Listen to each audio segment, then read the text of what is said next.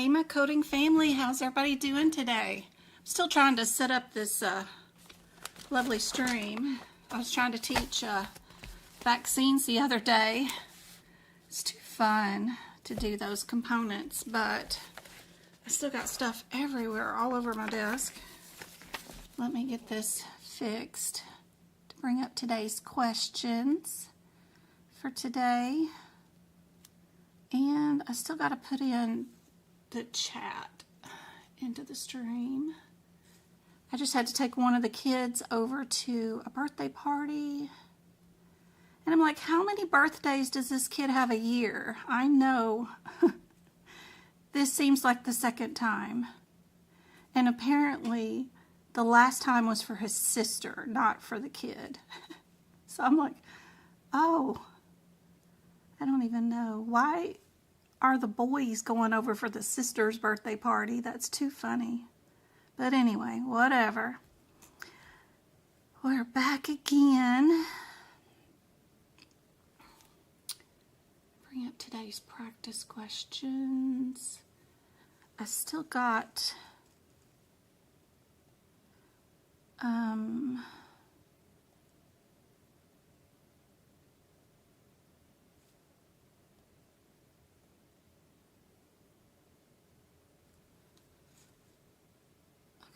I don't like the way that one looks. Hold on. I'm working on it. Sorry, I just didn't have time to fix all this up before I got on the live. Well, that's not really...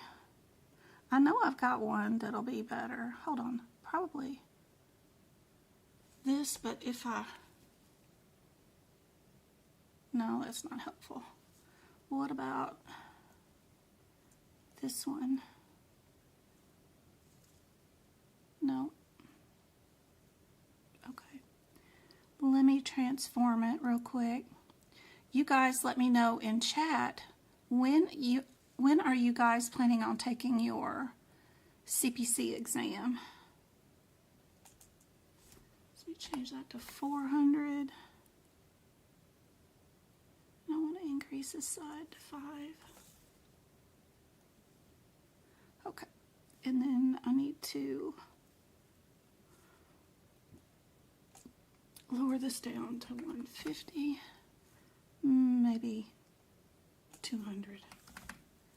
No, let's see. Lower it down a little bit. No, that's perfect, I guess, huh? I just don't have it lined up right. Okay. And then our bottom, we probably want 200 also. All these technical components that are involved.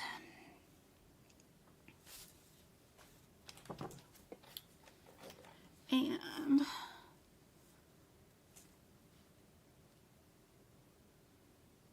if you guys are on YouTube,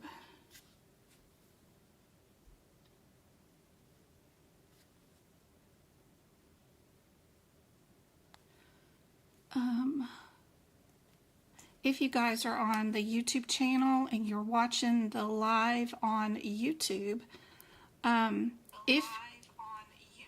if your playback is a little fuzzy when I change it back to the Word document, just tap your screen, and up here at the top you get that little settings wheel. Tap that wheel and you'll get these options down here. Click quality and change it to a higher picture quality, and then your playback will end up being of a better quality of view when I switch back here to our other view. Let's see, yep, that one. When we switch back to our Word document, will not be so fuzzy sometimes, because the YouTube automatically puts all videos that they're streaming live at a 720 pixel quality. And you guys are used to a 1080p, right? So anyway, they're just trying to save server space. So anyway, and don't forget you can zoom in and zoom out.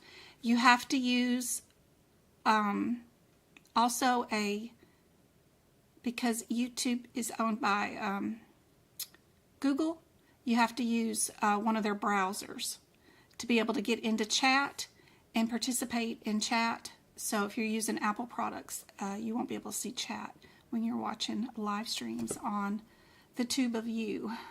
All right. Let me get out of this video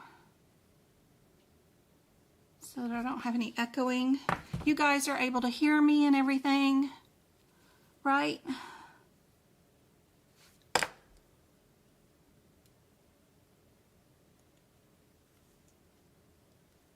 Ooh, do we have a congratulations from somebody? Let me see. Who is that? Hey, Go-Kart, good to see you. Hey, Lamb. Samantha, good to see you. Do I have an email from you yet? I know you had questions. Hector, Shelley, Savings, Deborah. I've got to get to my email. Hey, all. It's me, Go-Kart. I don't know if it says my name. Yeah, your name says Go-Kart 2 in 7D. It's too funny. Hey, Angel. Lost in a book. Good to see you. Lost in a good book, actually. Let's see. I'll pin that. I did several study questions, practice exams, and AAPC today, and I passed each one. Yay! And something about 2... I did the process of elimination for 100% of them and then got an 80%. Perfect.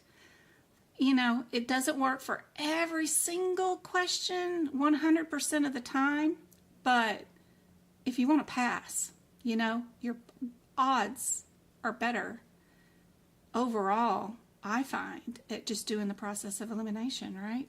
And then just let it go, because if you get caught up in the propaganda of those questions, then, you know, it's awful. All right, we got September or October for Angel. Let me get down here to our first question. We've already done the first 10 of these, so let's get into these. Here's our first one while I'm catching up with chat. I'm still catching up with chat.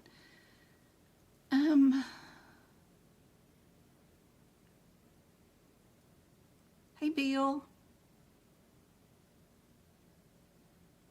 Deborah, 7:30. Does that mean today you're doing your exam at 7:30? Or, no, probably the date, right? 7:30. So in like 32 days. I'm thinking time. Well, I don't know why I'm thinking time. So in 30 days. Exciting, exciting, exciting. Carol, July.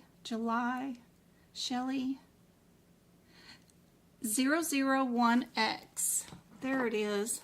She said she passed. Thank you for all that you do. She passed her exam on 6/25. Congratulations. Yay. Okay, I gotta ask, was there anything? I'm going to post that in my Discord study group. Thank you for coming back and letting me know I made a difference and I helped you pass your certification exam. I do want to know, though, was there anything on the exam that you're like, I wish she had told me something about this or to study about that, because I had no idea where to find the answer. Was there any questions like that at all on your exam? Or was it all pretty much you knew you had, you know, a burn patient, you had an OB and delivery patient, you had a torn meniscus patient, all the normal stuff that we talk about all the time? Samantha's afraid to take her exam again. I know she is.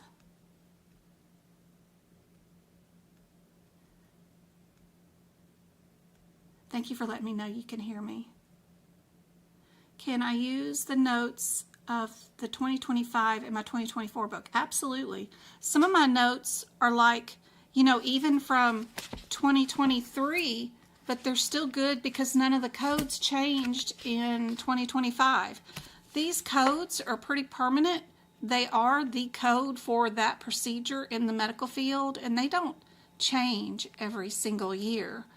Like anesthesia has been the same set of codes for as long as I've been making notes. I redo them every year, but dang, I'm getting to where it's like there's no real point. I've maxed out pretty much all the differences between what's most important for your certification exam and what you should have in your notes for anesthesia. But unless I come up with something that works better or whatever, I'm not going to change much of my notes. You know, they're pretty great. We are going to redo some of the videos this year for 2026. So if you're going to wait and get new books for 2026 and you want to update, you can do those with me starting in September. But even if you have a 2025 book, you can follow along. It ain't going to be that many differences.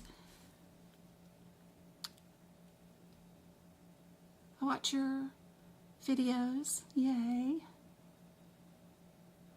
Yeah, that subsequent hospital video. Woo! I was doing one live yesterday on TikTok. I was doing the final exam for CCC certification course.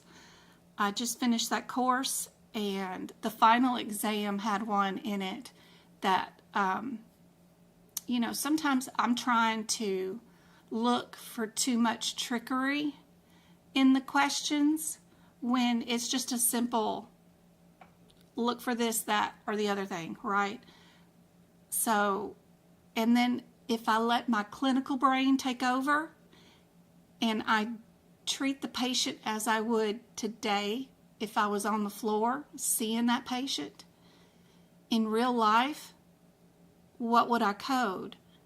And that will get you the wrong answer all the time. Try not to overthink. Try to think about the exam as just the CPC is an overall basic concept of medical coding. Do you know the parts of all three books? Do you know how to use the books in its basic format, not super trickery? I know it all looks super complicated when you don't know what's going on and you're just getting started. But basically, absolutely 100%, they want to know, do you know what the first page is? POS. What's a place of service? Do you know the differences between those numbers? Then your second page, they want to know, if you know the difference in, is those release dates right there. Do you know the difference between a release timeline and an effective timeline? Question 2 will be about that. Basics, right? Then the format of the book. Do you understand the difference between a mama and a child code? Do you understand the differences between an add-on code and a modifier? When to add them, when not to add them? Do you know what is facility reporting versus non-facility reporting? Checkbox, question 3, right? Do you know what a category 1, 2, 3 code is, right? And then time for CPT codes. Not E&M, but CPT codes in the surgery section. Do you understand time as far as procedures go? Do you know the symbols? Okay, that's the first 6 questions on your CPC exam. 100% overall view, right? Then they're going to ask you about a couple of prefixes, suffixes that would help you out, you know, if you knew where this page was.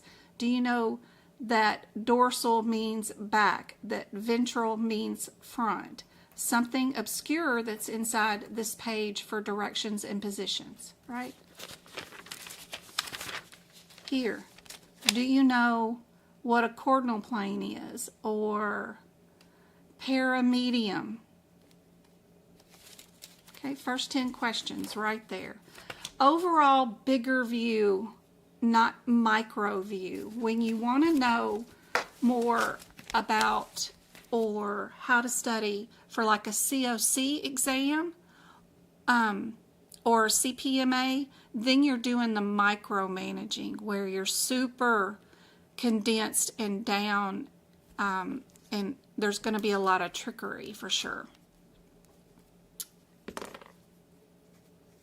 You guys be sure and put in chat what you think the answer is for this first question. Did you make it to your 566 codes?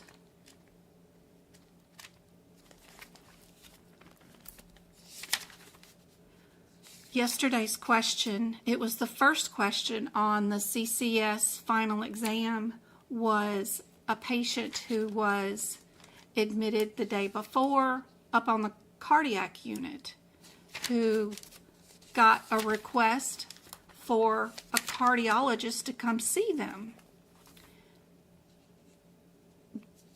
by a doctor. It didn't say it was the admitting doctor, but it just said Dr. So-and-so. And I don't know what specialty the admitting doctor was. I know the patient was on the cardiac floor, so I assumed that a cardiologist admitted the patient because they were on a cardiac wing of the hospital, because that's how my hospitals that I've worked for operate.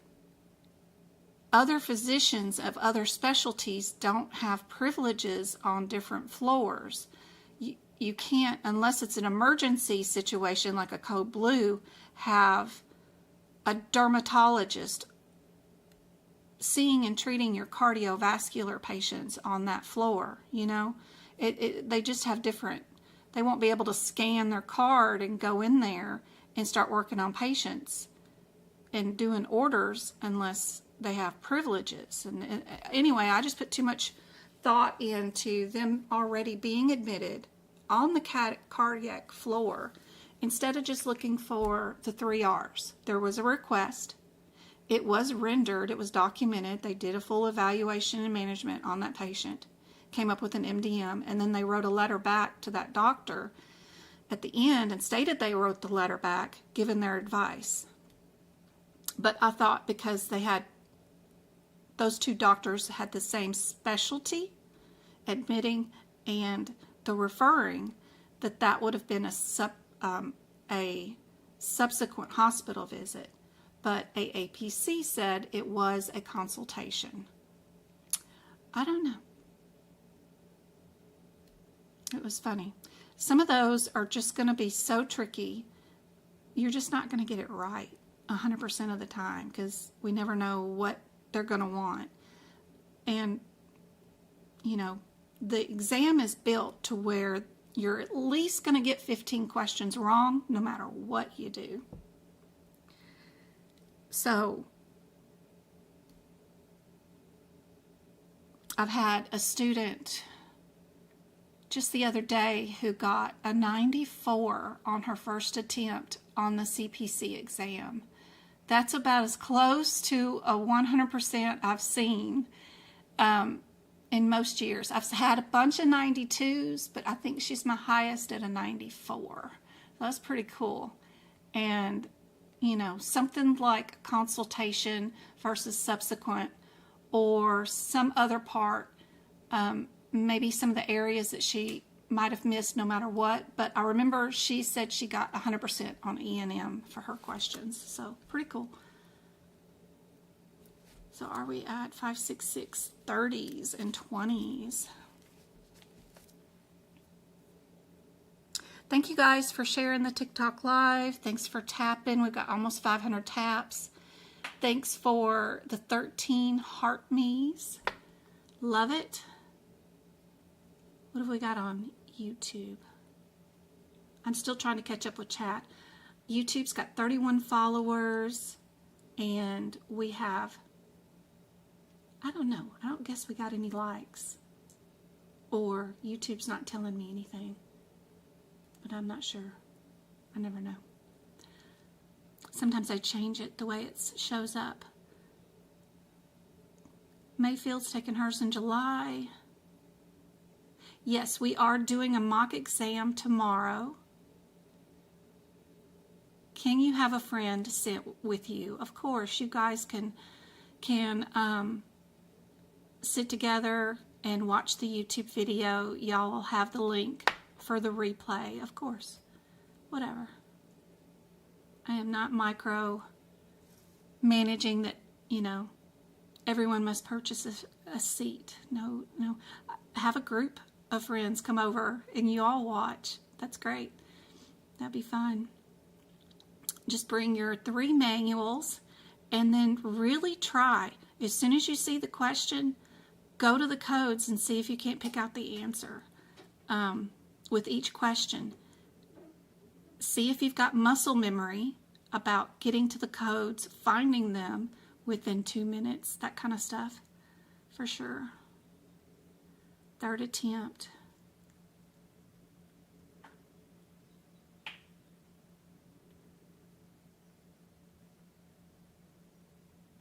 Sorry, I'm still trying to check up chat. Let me see.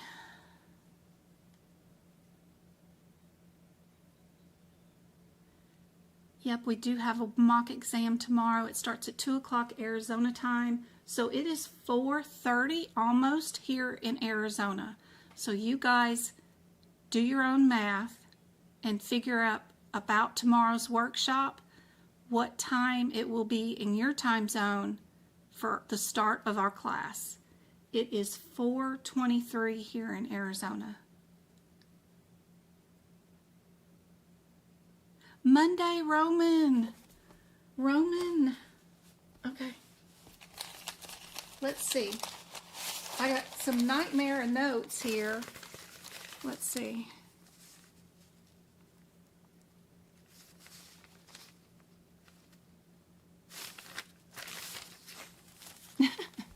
Nightmare of notes. Skene's gland, Luna, orthons, OS, phalanges, what connects bone to bone, what connects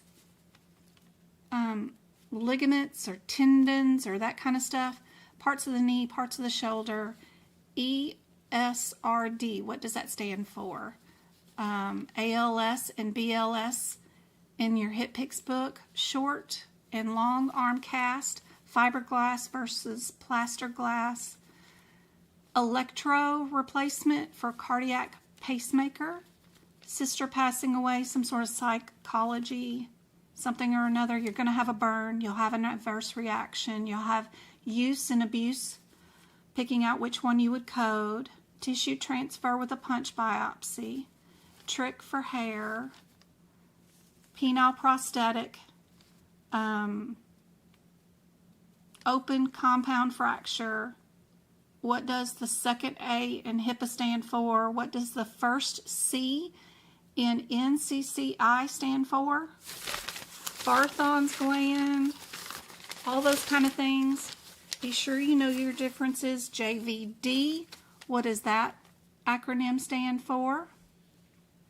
A CT of the abdomen and pelvis with contrast, is that 1 code or 2?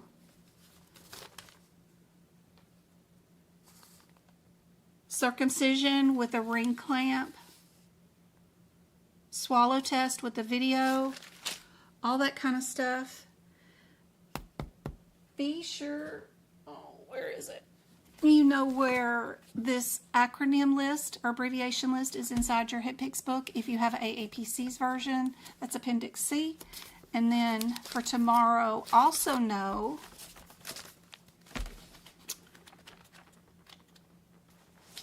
here at your HitPix codes for A0021, be sure you know where this paragraph is right before that. There's a paragraph talking about modifiers QM and QN. This paragraph, not where they're listed and you get the descriptor. You want to know where this paragraph is at. And then these 1-letter modifiers that you combine to make a modifier of 2 letters. Where is this chart? You may need that for your certification exam for tomorrow. Other than that, if you're going to a facility to take the test in person at somebody else's computer or whatever tomorrow, go on and put your books in the car, your driver's license, your AAPC ID number from your account information.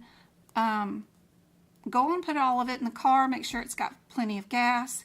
If you're going to do it at home, at your own desk, be sure to have out like some extra light bulbs. I had one instructor want to know where my cell phone is, and I had to go find it because I had put it away. I knew I couldn't have it on my desk, so I had put it away, and they wanted it, and they wanted to see me walk away with it and put it away. Okay. They may ask you to do some weird crap, and that's fine. Just be happy and prepared for them to take as long as they want before they start the exam. Remember, your 4 hours does not start until you see the first question. So don't worry about how long it takes to set up and get started. Let them take an hour if they want to take an hour. Wanting to see all kinds of stuff out of your house. Whatever. Doesn't matter. Don't stress. No big deal. And then also set out your clothes ahead of time so you don't have to make any decisions that morning. That's how, like, you know, those super rich guys, those Bezos and the Facebook person, you know, they wear the same outfit every day. They eat the same breakfast every day so that they don't make any stupid decisions in the morning that reduce the amount of brain power they have during their micro meetings all day long. That's why he wears the same clothes every day. That Facebook guy, it's just the same t-shirt and the same pair of jeans and the same shoes every day. It's simply because he reserves brain power for the main parts of his day. It's a trait that, you know, they do. So everything that you're going to have to make a decision about on the day of your exam, go on and do it the day before. And then that way you can just be in la la land and not using any brain power, just listening to your autopilot in your head or whatever, without making any decisions. I already know what you're going to have for breakfast. And whatever your sweet spot is for sleeping, whether it's 5 hours, 6 hours, or 9 hours, make sure you try to get that tonight. Some way, somehow, try to get your sweet spot. And best of luck, for sure. But I hope that helps you out, Roman. I gave you tons of help.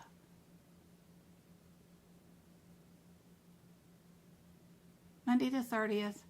Ginger, that would have helped you too. The only thing that I came across that I wasn't familiar was chemo divination procedure. Awesome.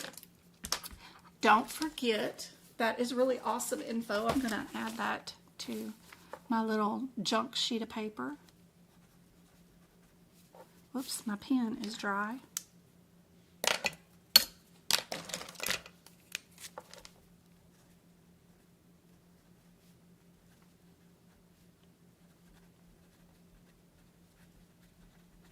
That is so helpful. So when you're in and you come across a procedure you've never heard of course you're going to have the available answers. But one of the things, as I've been teaching this class to CPC students, is don't forget about your alphabetical index in the back of the book. Yeah, you've got the available answers and you could run to the individual codes. But sometimes this sucker is not 100%, but it's very forgiving. One thing, it's not like the ICD-10 alphabetical index where it says go here, go there. I like this index better than I do the ICD-10 one thing. But the other thing that I've noticed that it is handy for, if you did a particular procedure that has some distinct differences, that maybe they're hormone differenced, or whether it's manual or automated procedure, like what if it's a dipstick or not a dipstick, you used a machine. it will tell you what the answer is based off the level you want to choose and give you the one and only code it could be, which is cool because you could come here and probably look up that chemo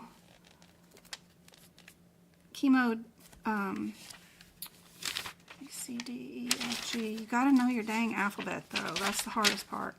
C, H, E. Chemodervination, whatever. So even if you didn't know anything about it, if you come to your alphabetical index and you come here to that word, CHEMODE, nervation. That's on page 1142 of the 2025 AMA CPT book. It tells you what levels are inside your CPT book. So, are we dealing with the body part, it looks like? Are we doing bladder or facial or larynx, saliva, a trunk muscle, whatever? It'll tell you what to look for inside your exam question as far as the differences between these codes so that you know what to look for. Okay, first I need to know we're chemoing a nerve to destroy it. We need a body part. What body part did they chemo? And then if it was with electrical stimulation, there's only one answer it could be. If it happens to be with images like radiology with the needle, because it's graphy, then it could be two different codes. And sometimes it's faster to go to the alphabetical index. At least you get to know what your differences are when you are back here. As far as the exam question goes, it gives you some direction. Instead of when you're at the codes, it's like, what's my difference? What do I need to look for? This right here will tell you, which is really cool and very helpful for sure.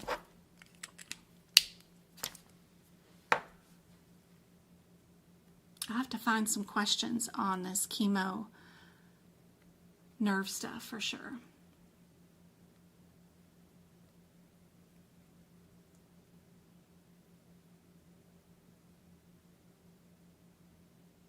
I need to learn how to chill a little and take my time when reading the questions. I get ahead of myself sometimes. Yeah, me too. Everything else you covered, especially the E&M, you helped so much in making sure I was under the correct header, body parts, and what's happening in the question. Perfect. Yay! That is awesome. Thank you so much for that information. That really helps. I hope you pass too. It'll be your third attempt, Mary Ellen, fourth attempt, but I found Jen right after my second attempt. Awesome. Working 2 jobs too at the time. That's rough. How do we know if it's a subsequent hospital visit?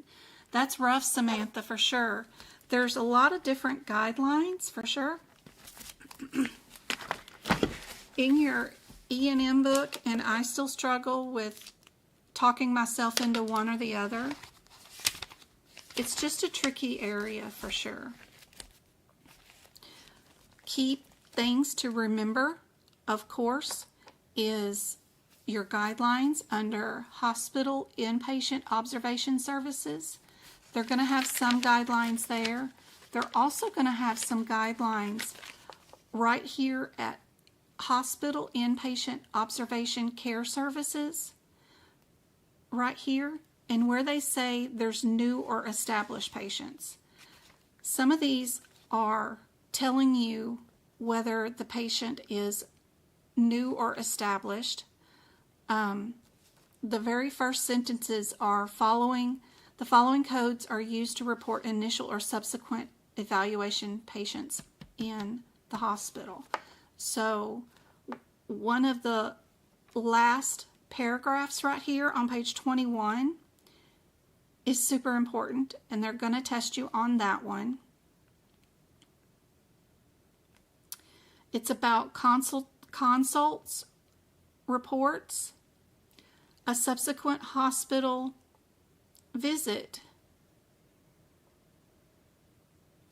in the case when services in a separate site are reported. So if the patient is down in the ER and the consult happens down in the ER, before the patient gets admitted, it's subsequent, because that's a different location than the admit hospital location, being on the floor in the hospital. Then the next page, on the top page of 2022, very important, first paragraph right there about consultations done in anticipation or before an admit. Those are always subsequent hospital visits. And that paragraph they may ask you on, for sure. And then they love to ask about observation, and that chart that's on page 23, it's not in your 2024 book, so not having this chart, it may not be in the 2023 book. I can't remember. One of the years this chart was not included, so if it is not included, make sure you get it in there. There's only one set of rules that apply to picking out an admit and discharge all-in-one code, observation code, which is your 99234s through your 236s. Only one set of specific rules have to happen for you to be able to bill that. 3 of these charts are not billing that code. The only one that really does bill that code is the second line in that chart. And that's the only way you ever bill that, is that only one rule. So making sure that is happening inside your question before you bill one of those questions or available answers is super specific that they will ask you on the exam. But I still struggle, of course, with subsequent hospital visits, just like the one I tried to do yesterday. It clearly had all 3 R's in it, but I put in too much of my clinical experience in knowing how real hospitals are run and about specialities of physicians. So try not to put any info in on your exam day other than what guidelines are written inside these manuals. Any of your real life experiences will only cloud your judgment on exam day. Pick the answer that is going to be, as far as you know, the cheapest way for that outcome to happen too, is more clear of a possible right answer than anything, for sure. You know, are you going to bill an admit hospital, a subsequent hospital visit, or admit and discharge all in one day? Out of those, the subsequent hospital visit is the cheapest, just because it's a follow-up visit instead of a new patient admit or an admit and discharge all on the same day. Think about them cost-wise, for sure.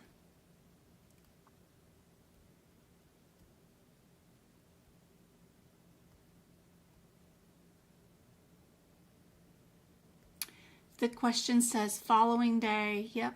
Admitted 2 days ago. That's good observation, go cart. Previous day. All those situations are all subsequent hospital visits. Yep. And that question from yesterday said the patient was admitted a day ago or 2 days ago, but it ended up being a consultation. Yeah, 94 is awesome. I took a practice test today and just picked the cheapest answers with similarities and did not pass. Oh, goodness. It's fun to play around with. Don't forget about the peppermints. Yep. Peppermint smells make people make better scores on their exams. You can give somebody, one set of people, randomly a test in a room that does not smell like peppermints, and then you give another set of random people the same exam, and the people that have the room that smells like peppermint score higher. It's the craziest thing about humans. So please be sure and wear peppermint lotion. Take some peppermint gum, anything. You had to retake pictures of your rooms 3 times. I've had to do that before too.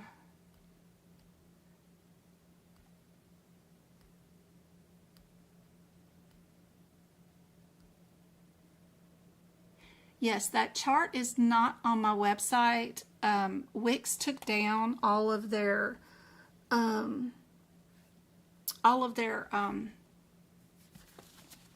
photos for some reason. I've got to go put that back up, but it is in our Discord study group. It is posted there. Remember that when you're in Discord, don't forget you can go in there, and the link is in our TikTok bio, of course, or on my website. So when you're in our Discord study group, don't forget you've got a little search feature at the top, and you can just search the word, you know, like observation or whatever. Type that in and it'll bring up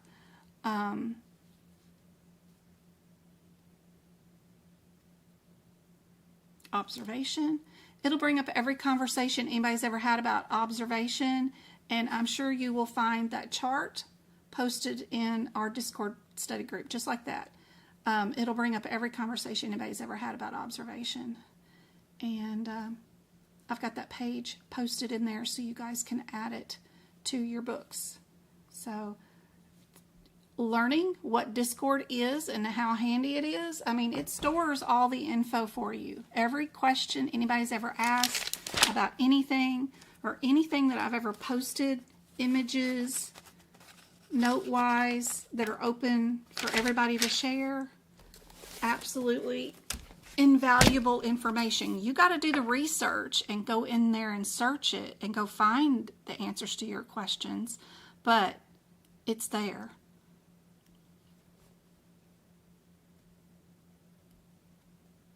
All right, let's go through this question finally.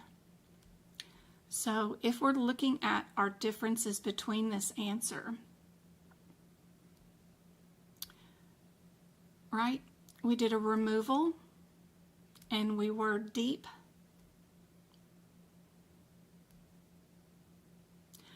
Our 20 will be the cheapest of the procedures, of course, but it is simple and a partial.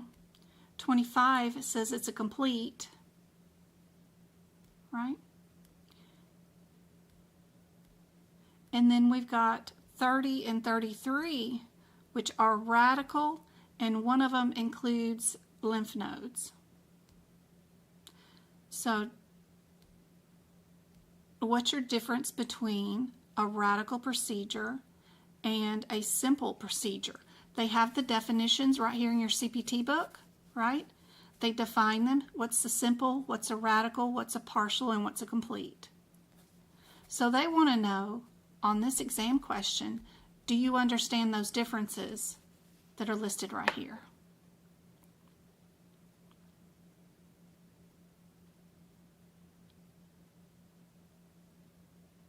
Yes, Heather, you can set that up. Just email me at medicalcodingbyjen@gmail.com and email me that request.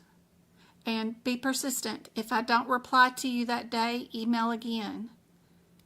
So remind me once a day, just in case, because sometimes I'll be on the fly and I'll read an email and I mean to answer it, right? I clicked on it and I have an idea and I go find the info that you're looking for and set that up, and then I get pulled into another direction, and then I can't find that email later on because it got read, and then I've got 4,000 other new messages again, and then I'm like, where did she go? Who was that? Because I didn't pay attention to a name.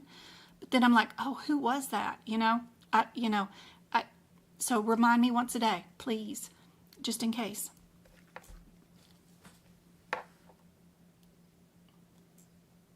So yes, this one is A. And looking at this question, they're giving you some information and telling you that what the answer would be, or in other codes that were possible answers, and they give you information about 50% would be this code, and that kind of info is not listed here. Moving that information to the codes, why the wrong answers are wrong, they tell you in here why the wrong answers are wrong, and it's pretty cool. So go through here and make sure you update anything, and if they said anything about this could be subcutaneous. See, our 30 does not say the word subcutaneous, but it says radical and partial. You could write subcutaneous and the word deep beside it. Those are AKA terms for radical and partial, right? So using the terms that are here, super helpful for sure.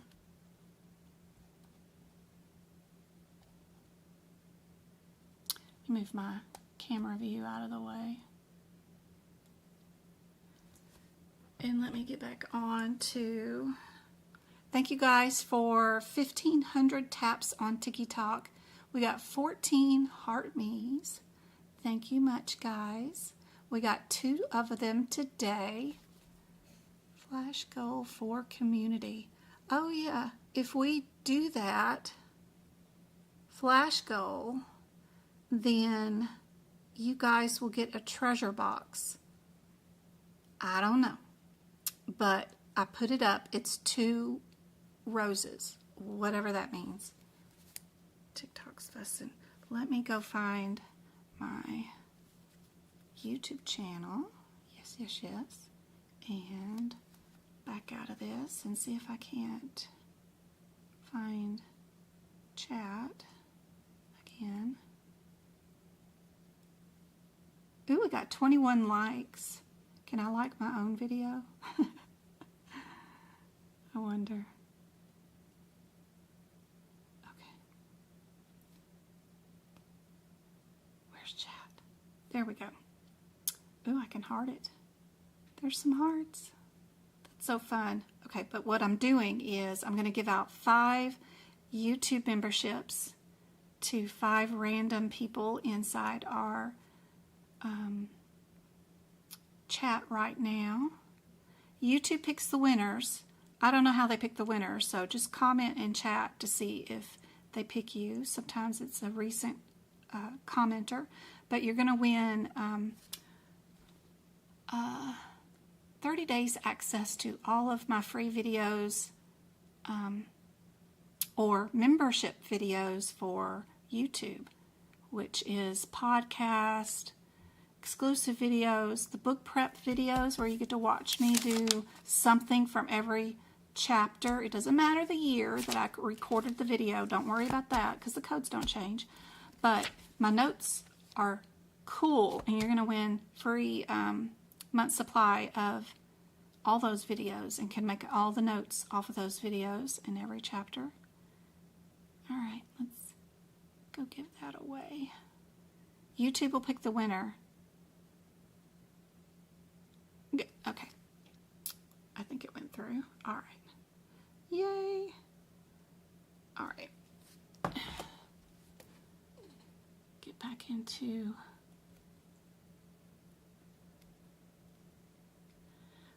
And all of your gifts from TikTok go to pay for that. I give away $50 a week, $50 worth a week times a month. That's $200 a month. I just got my deposit of TikTok money yesterday, and it was $14. So thank you so much for all your little gifts and stuff, because that just helps pay for all these YouTube memberships for sure. So we got Andrea, Phoenix, Micah, Peyton. Is there one more? Knots. Yay! That's awesome.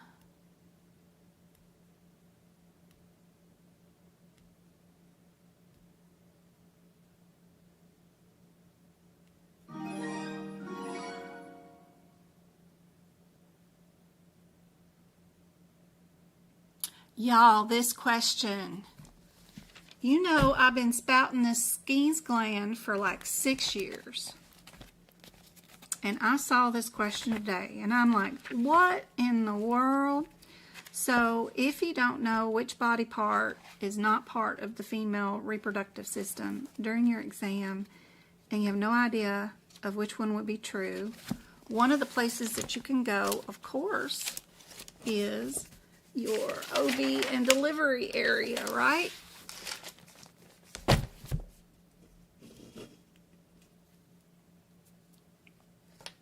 So these are my notes for OB and delivery, and I got a lot of them here, but one of the interesting things that they have is that Skene glands question, right?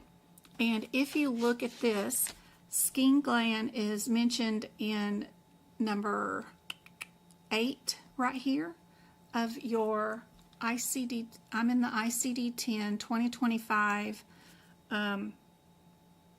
AAPC's version of the book, and I'm on page 930. And if you're in the second column and you go down to number 8, which is VIII, it says the lesser vestibule or Skene gland, and it tells you what it does, and it secretes, right? It's and the opening of their ducts lie on each side of the urethra orifice, right? Now, they've had a question on the exam for years about this, but this is kind of a unique take on this question for sure. They're asking us which one is not part of the female reproductive system. Well, we know a hymen is. We're taught about that sucker since birth, right?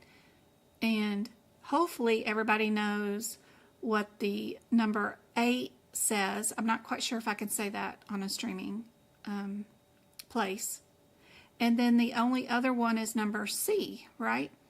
Maybe no one knows what that is either, but we're going to look through these internal and external body parts and see that, and we'll find probably all of them listed here.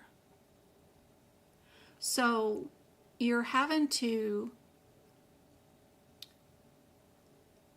go back and dissect this verbiage really directly.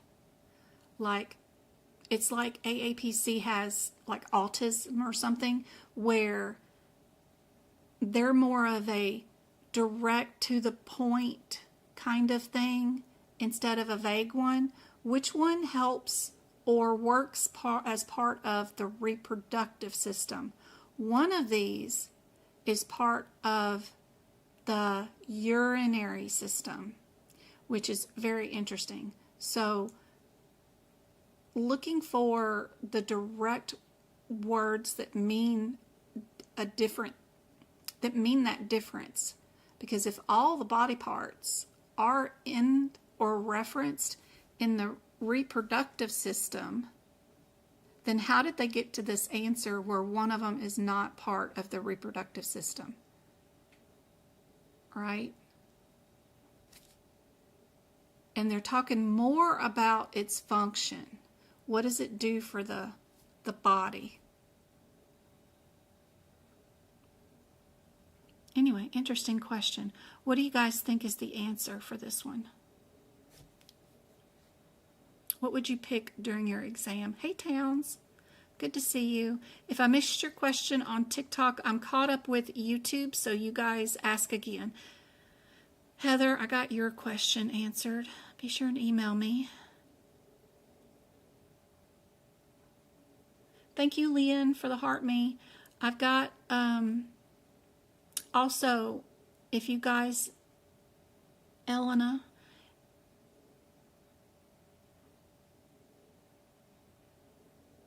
thank you, Go-Kart, for the rose.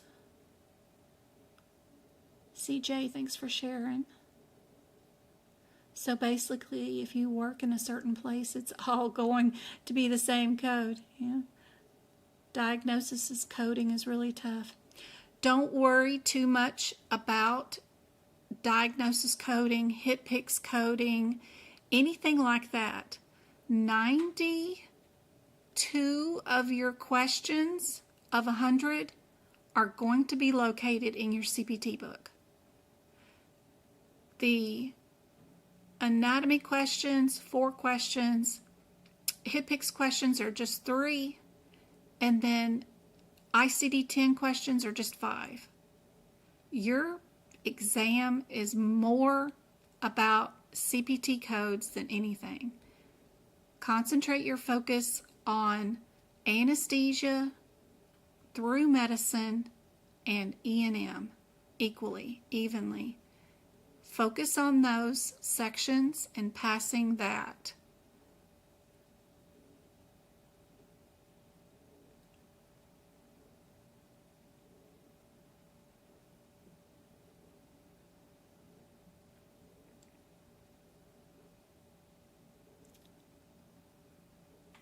Hey Jen, where can I sign up for your program? Which program are you talking about, my love? Let's see. We got some D's. Everybody saying D?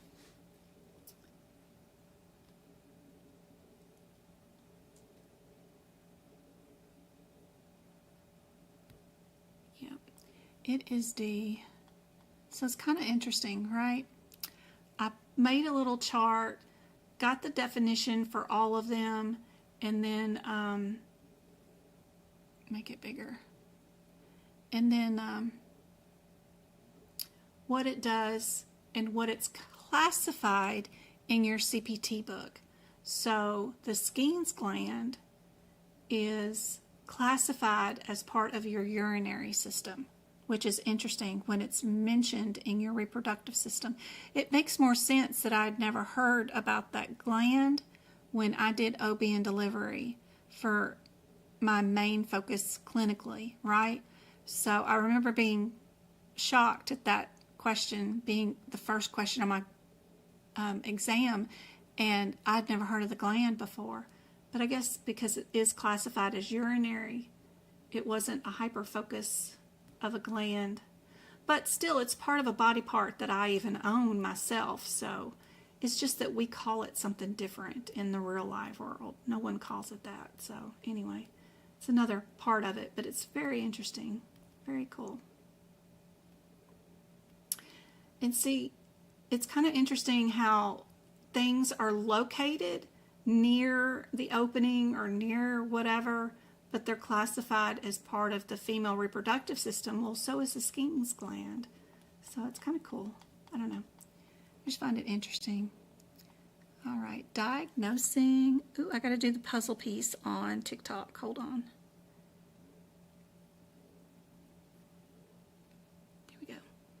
I did it in one try. Focus on E&M through medicine. Yep. So let me get back to what was her question. How do you sign up for my program? Can I set up? Okay, she asked. I'm new here. How do I sign up for your program? So for free, Mari, I love to teach for free. So The main thing is I do have and do teach here on TikTok and on YouTube for free twice a week on here at Medical Coding by Jen on TikTok, or on YouTube, of course, at Medical Coding by Jen. Mondays and Fridays, 4 p.m. Arizona time zone to 6 p.m. And then I have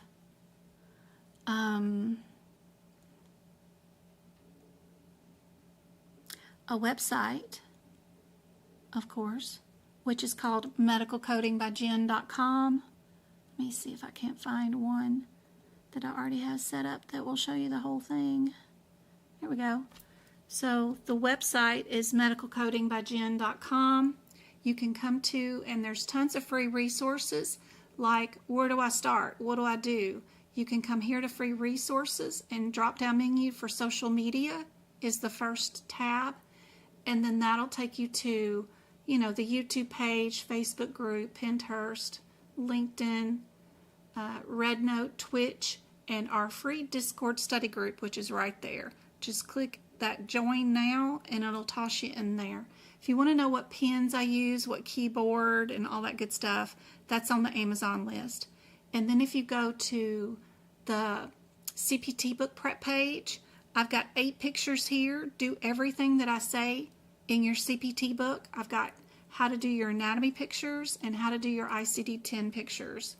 I even have free videos that'll show you how to do book prep and get started with prepping for your certification exam. In my pinned TikTok videos, I have 3 videos on how to start. That's a great area. You can come to the free practice exam question area that I have on my website also. There's free PDFs that you can instantly download. Just click on the question answer that you think it is, and it'll give you the rationale instantly. But there's a lot of practice questions here too. If I am doing a workshop, you can sign up usually right here on the workshop tab, right? I have one tomorrow at 2 o'clock. We're going to do a mock exam. 75 questions. We're going to show up with your manuals, and I'm going to show you 75 questions without talking, you know, a bunch of foolishness, but we're going to do them in the same pace as the certification exam. So we have 3 hours to do 75 questions, 120 seconds per question. You got to find the answer. So if you bring your manuals and you can find the answers and you get like 90% of them correct, then I think you're ready for the exam. If you want it more individual help, where I'm emailing you practice questions 3 days a week, and you're emailing me back your answers, and then I'm going over them and creating videos for you on Sunday to show you what you're missing in your exam question answers. I have a membership that you can start for free right here. Or if you just need more practice questions, that's the second membership, and that'll get you access to all these pages on my website, which are just, each page is for a different section of the manual or the exam, and you can do more practice exam questions. There's like thousands of practice questions per page for each one. This is my E&M page that has, you know, just a ton of E&M practice questions. So if you just need more practice questions, that's just $8, and you do them on your own and that kind of stuff. It has some free PDFs that you can download along with it. If you're doing just risk adjustment, it also has an $8 membership if you just want risk adjustment help, and it's self-guided. You can do it on your own right there. And then if you're doing Practicode, there's a membership that's also the $8 there if you're struggling and you need help with Practicode. We've got help there for Practicode, but those are all just $8 if you want to do those, but those are all self-guided. The only one that's individual is that other membership. So it's the $24 one, and it's going to be limited because once I get too many people to deal with on a weekly basis, I'm going to turn it off. So, but the other ones are self-guided. The other thing that I have is if you do want a copy of all my notes, they're right here in the last tab, which CPT is your first bundle, ICD-10 is the next bundle, replays of the old workshops are right there, and then if you're just searching for something, like if you want CPMA, just type it anywhere on my website and it'll pull up just the CPMA stuff. The first two things, one of them is a replay of a workshop and the other one is the study guide notes for CPMA, what to write in your book for that exam, right? So don't forget about the search feature if you're struggling to find where something is. If you do sign up for a membership on my website, this will have, instead of my face, it will have your face here, and it'll say welcome to your medical coding family, right? You can be on any page of my website, it doesn't matter, but that page will always be there. There's a drop down menu for it also, and if you ordered anything and you want to know where the order is or whatever, you can go there to your orders. If you have a subscription and you want to cancel it the same day you signed up for it and just have access for 30 days, you can go right there to subscriptions, and then if you want to cancel it, just cancel it right there. There'll be one little thing that says cancel, and just click it and say cancel. Super easy. If you got reward points for free items, it'll be there, that kind of stuff. But this page just holds resources for you guys. Don't forget about the FAQ area, which is in the free resources. It'll tell you about our Discord group, how to join it, what it is, what are the steps involved in joining it, how do I navigate it once I'm in there.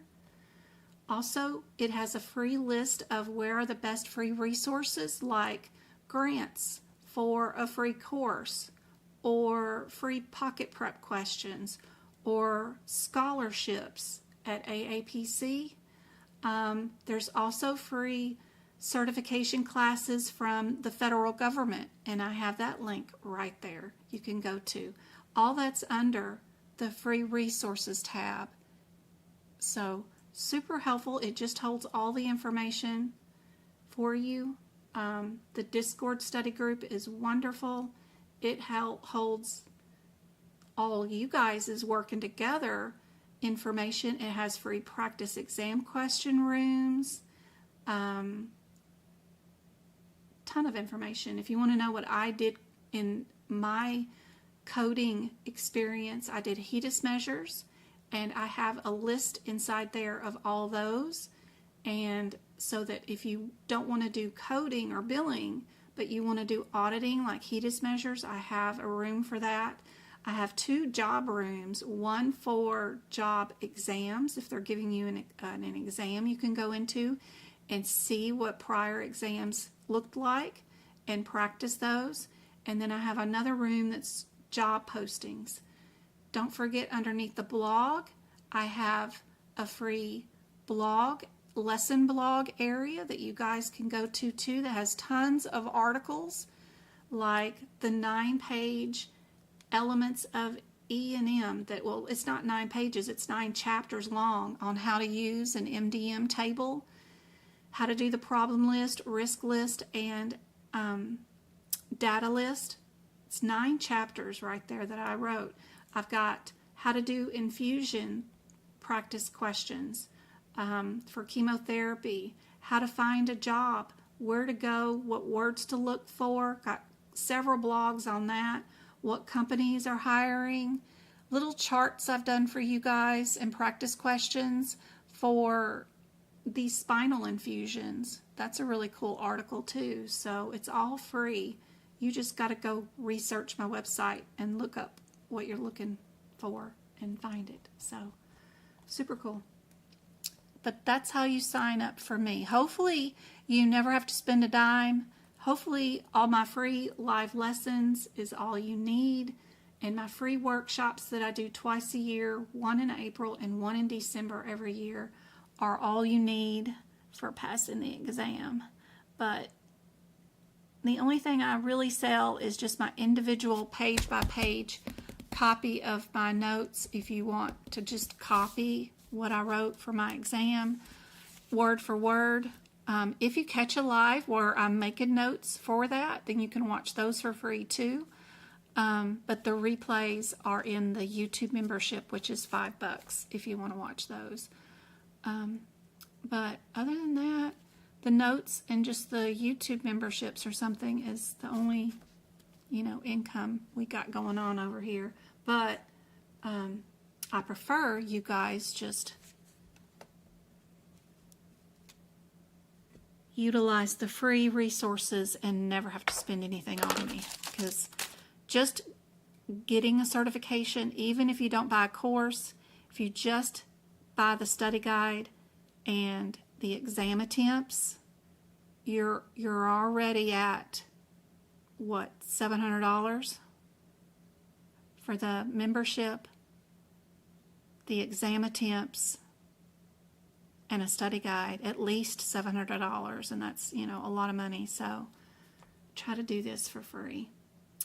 Did you know that inside your ICD-10 alphabetical index for this question, you can just go look up VIN, right?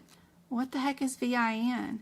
Maybe it'll tell you what the answer is, in your alphabetical index. So kind of cool. Don't forget about these indexes. Sometimes they are helpful in finding out what the answer is.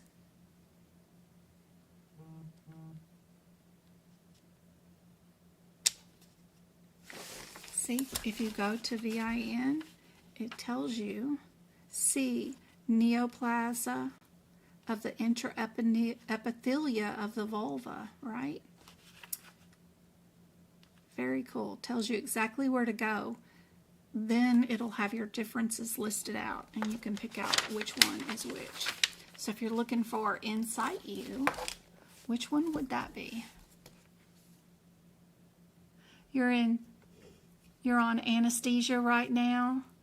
My last replays on the YouTube channel, so like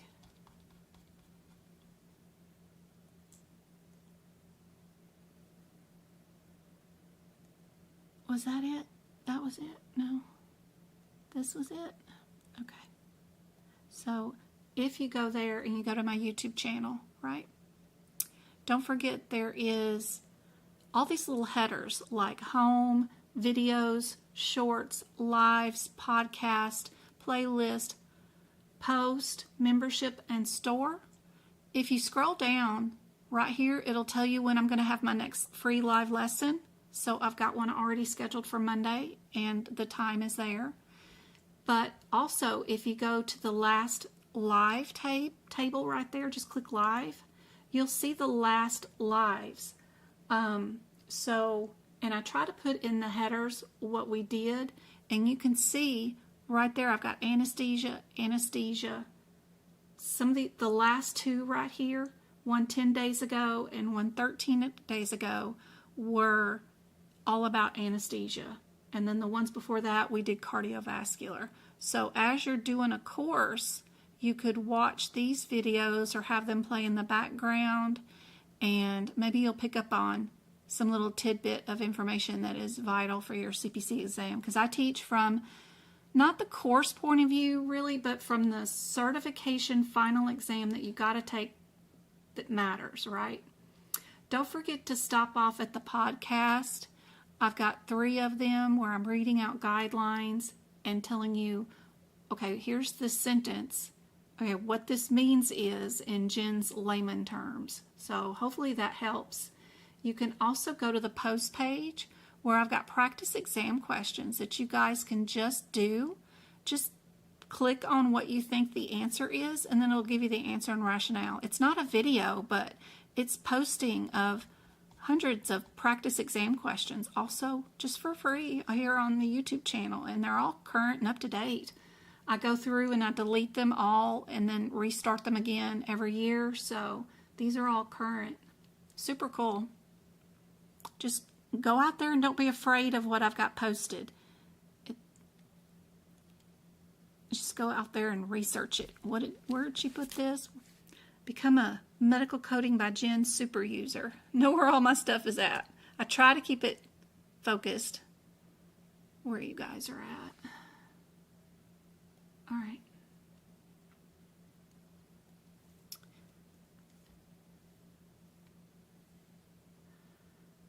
My throat is killing me today. I don't know why.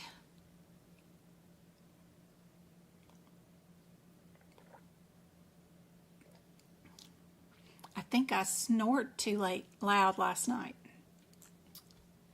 D is your answer for sure. Here's some ICD-10 ones. Love it. Just knowing that a P code means your question will have to be about something different than what it would be if it starts out with an O is super helpful. Just knowing what your chapter differences are can help out a whole lot.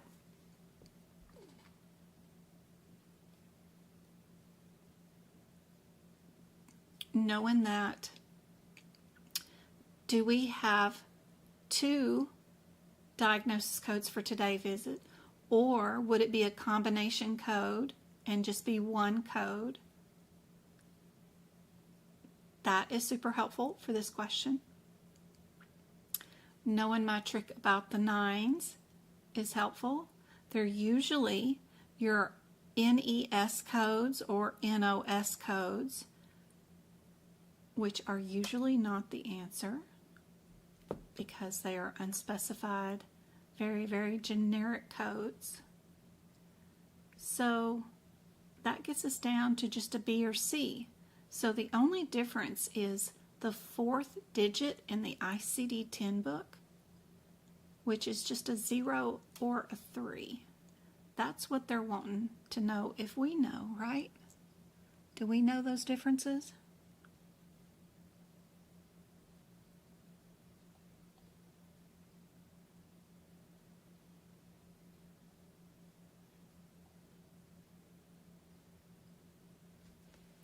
Thanks for sharing the live, Yelly. Thank you so much. That's awesome. Yay, Mari. Hey, Heather. Good to see you. So glad to see you're still doing amazing things with people. Aw, me too, Katie. I miss hanging out with you, girl. I did. I helped Katie pass 2 years ago.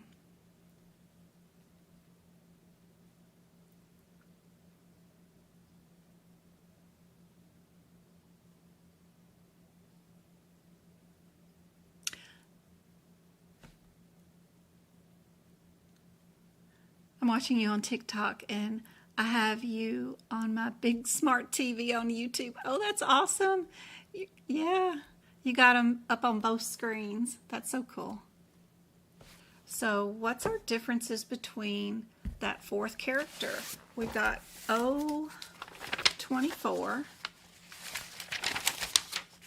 And don't forget that if there's a guideline you need to know about this ICD-10 code, how do I sequence it, what needs to be coded with it, where are you going to find it?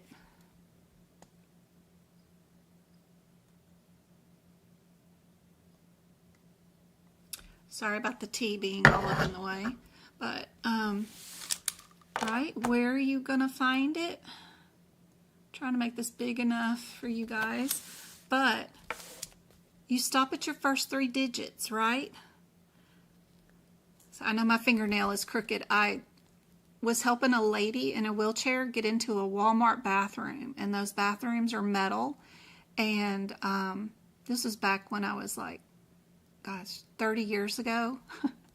I crushed that finger in a door trying to help her.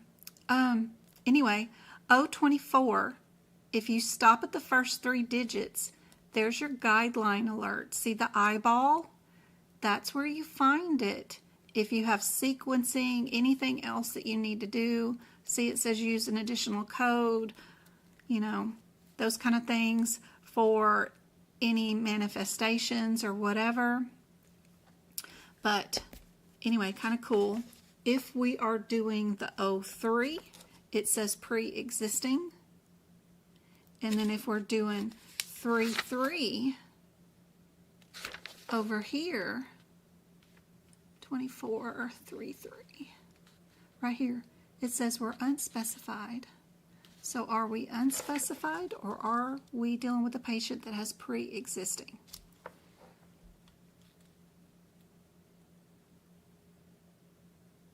She has type 1, so you know that is a pre-existing condition.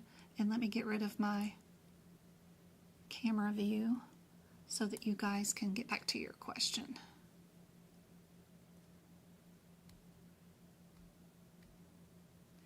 Yep. Just take it one step at a time. First, look at your available answers. Is this question about the P section, or is it about OB in delivery? We are talking about an OB in delivery. If we avoid our 9s, that gets you down to a B or C. Then all you got to do is go look at your differences between those two codes and pick your answer. Just take it one steady step at a time. And only look at the available answers first for every single question. No matter what it is, go straight to the answers, because the only thing you need to know from the question is what makes the answer, one of these answers, correct, right? So you're only responsible for every question is just the available answers. Try to keep your brain from looking for modifiers that should be there or guidelines that should be there that aren't. The only thing you're looking for is, am I an INF, an INT, an INV, or an INT, right?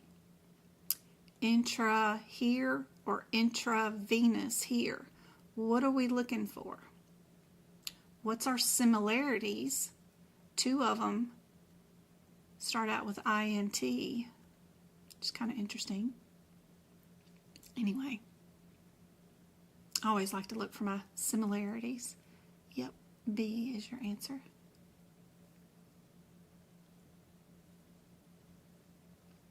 Play around with the process of looking for the answer without reading one word of the question.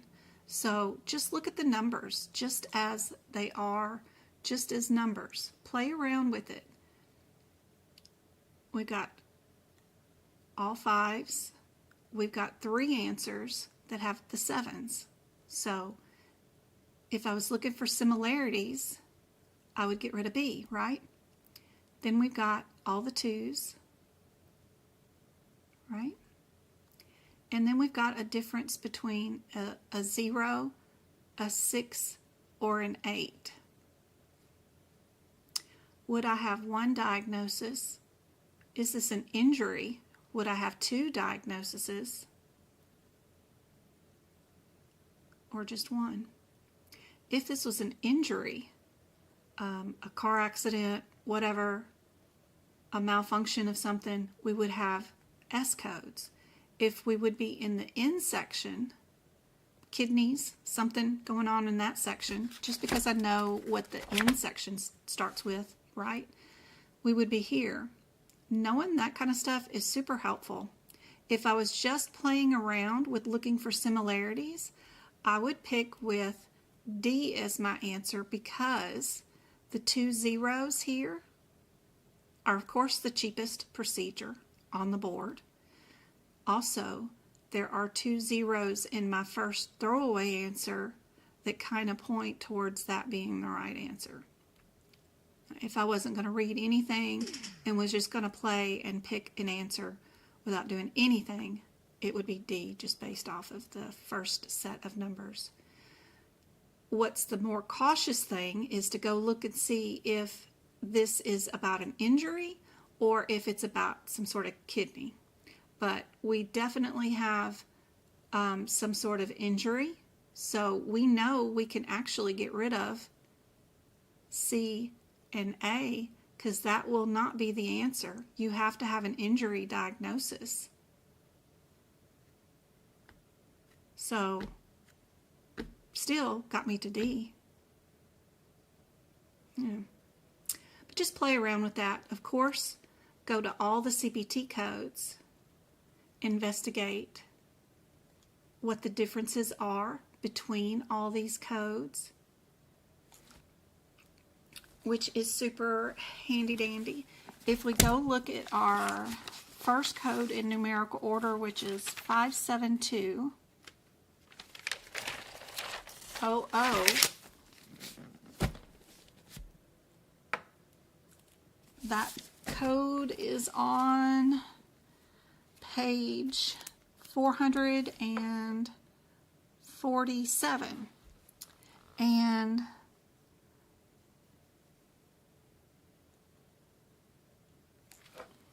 right? What header is it under? It's under a blue repair, but what body part is it under? It's under that body part. Not sure I can say it. So, knowing that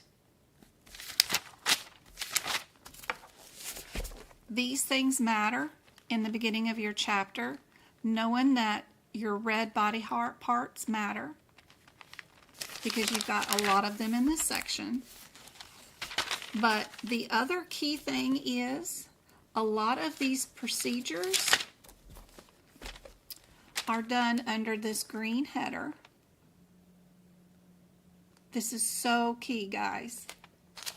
The other part is we have a second green header in this section. Some of these procedures are redone under one green header, and then they're redone again under this header. You first need to make sure you are under the correct green header before you decide that you are going to be in a red header. Is this procedure or surgery that we're doing today just part of the regular female system? Or if it's related to ever being pregnant and having a baby, and we're doing maybe even an unrelated surgery, but after or during this care, then you're only going to be picking codes from here. If it's got nothing to do with anything happening anytime around, then you're going to have to be sure you're underneath that green header. That's the way they set up the books. If you have not read the very beginning of this book, where they've got the instructions for use of this book right there on that page, that's what they tell you on these 5 pages. Super handy dandy to read those, because it tells you all about why I just said all that I just said about those green headers and those red headers. Anyway, when you're in your exam question and you're playing around and you did the process of elimination and you think the answer's D, but now you want to study and practice for your certification exam, we're going to look up every code. We're going to make note of the surgery header and the red header for the body parts, even though we have to go back several pages to find our correct body part. We're going to make note of that because that practice will help you during your certification exam, because not every code set that's a possible answer will be under the same body part. You've got same body parts and same surgeries listed throughout this chapter that will be, the only difference is whether you're doing an ovary or an ovary, but it's all the same surgeries again, right? Ovary incision, but this ovary includes fallopian tubes too. Are you going to be underneath the correct body part? And which incision did you do? Very important to know your red, blue, green headers. Then we're going to see what our differences are. Our 00 versus our 260, right? Versus our 89, which will be over here, right there. And then versus our 9300, right there. So what are our differences? One of them's a closure, one of them is some paprika procedure, one of them is combined, and one of them is aphy. Remember your endings, APHY, which is located in the front of your manual.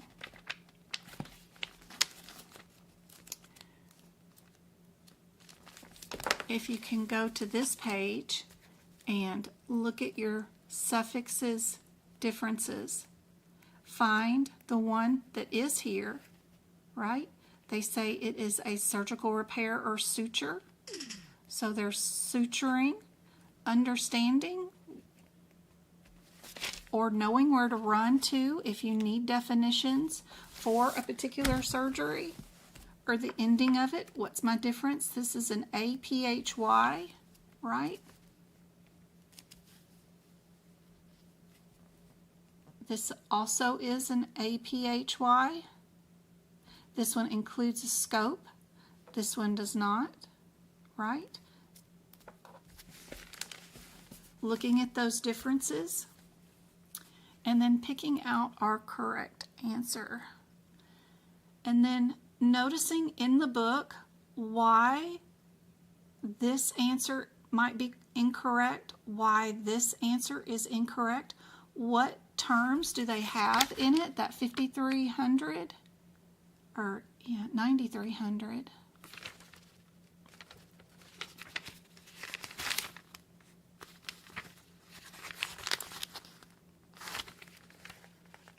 I gotta go over several pages. Probably didn't even go to that code because this is way far. 9,300. Yeah, we're way over here in the OB section. There we go. We go way over here. Remember, we've passed by, if we're here and we're doing an episiotomy or a vaginal repair, remember it's under the green header of maternity care. So if this wasn't due to maternity care, you cannot be in this section coding anything over here at all. So that 9,300 is a repair in that general area where we're working on this patient, but it's under maternity care. And realizing that information for your CPC exam is key for sure. That will make a huge difference. Knowing how to use these books, how they put the codes together, how do you know which answer is correct? Super helpful. Those ads are getting you? Sorry.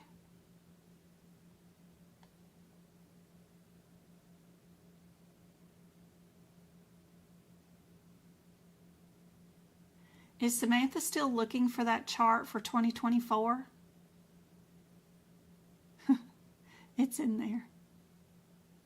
Did she type in the word observation and just hit search?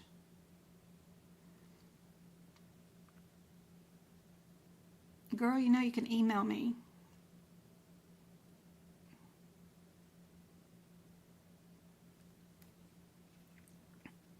Do you have any videos that can help us dissect operative notes? I feel like I'm in a jungle. In an op note? Are you doing fill in the blank answers or multiple choice answers? What type of op note coding are you looking for?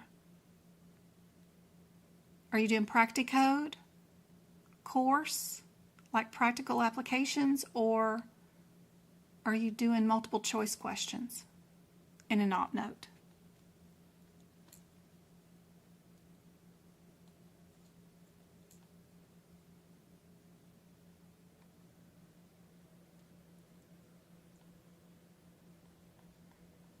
This one is D.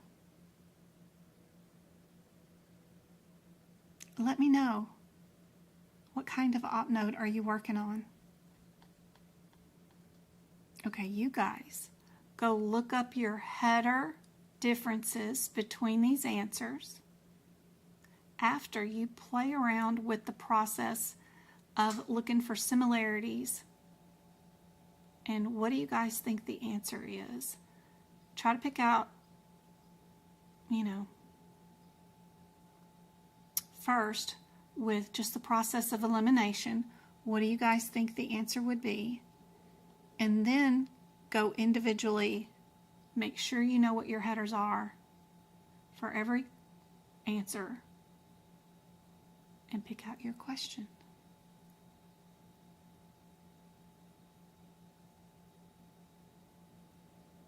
You know it's probably in the ends that we're dealing with, because this would be like Cancer Insight U or something.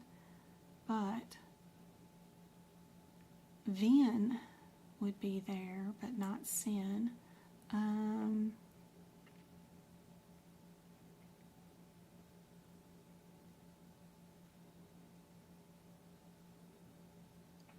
Need to know our header differences between the 7/4s and the 7/5s would be helpful.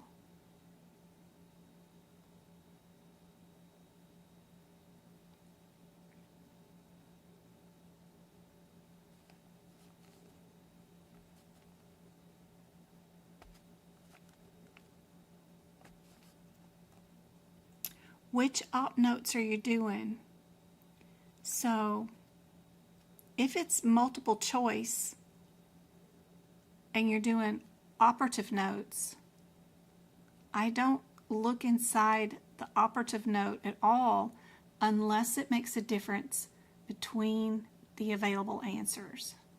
The only thing you need to look for in an operative note is for what will make each answer correct.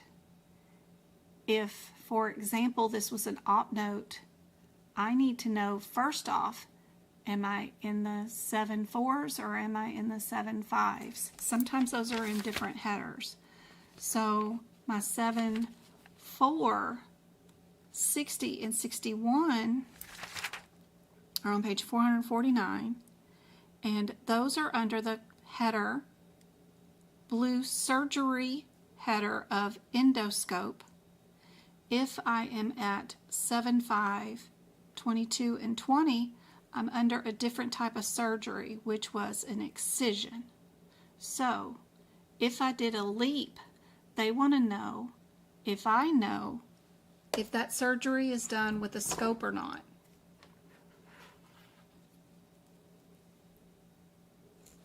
And so a leap, we used to do these in OB and delivery, and they really do look like a dental floss kind of thing. And they have this electrical wire, and we just use like a pap smear speculum, and we go in there and leap the uterine wall, and that will peel it away and get rid of it, just like that. So knowing that you don't need to use an endoscope is helpful. Knowing what's the difference between an endoscope and just an excision, what is going on here if they're doing these if they're doing these types of procedures. This means we're using a speculum like we do in the pap smears, and what position they're in versus what's being utilized here. And knowing those definitions is really helpful. They usually have them right before each section, but they may not in this area, because they've already defined them in other areas. Because endoscope gets defined back in our digestive system. So that definition will be in your digestive system. And then, so if you know your definition or what's going on in an endoscope, then you could get rid of B and C, and you know your difference is just between the 20 and the 22. And so if you're over here, cononization with a loop. So you're just matching, right? Do you know that a loop is the same thing as a leap? And you can tell that they want to know, do you guys know that in the medical world they also call a leap a loop? So anytime that they can change any kind of vocabulary to make it unclear from one exam question to another, where the CPT code description does not match exactly what's being said inside the exam question, they will do it. So if you're unclear as to what's going on in a procedure, then you need to know your differences between those procedures.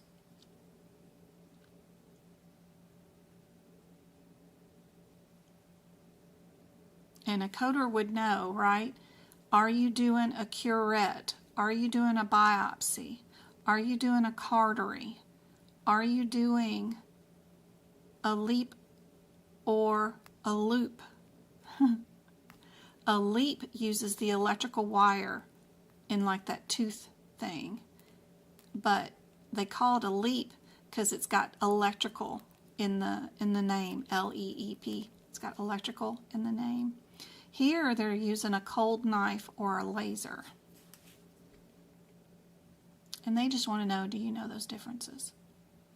And really going through these answers and looking in the book, finding out why the wrong answers are wrong, what in the book tells you. Okay, these are different surgery types. These are under endoscopies, right? That's why these are the wrong answers. It's super helpful. Adding notes to it to say that's the wrong procedure. Then adding leap next to the correct answer so that the next time you see this question or answer or anything associated with it, you could have that word written down. You could also have the diagnosis and your diagnosis near it too. That way you don't have to go and refer to the ICD-10 book if this example is rewritten in a different way during your exam day, for sure. And if they tell you any information here, right, that says why the wrong answers are wrong, and moving that info to the wrong answers is also very helpful.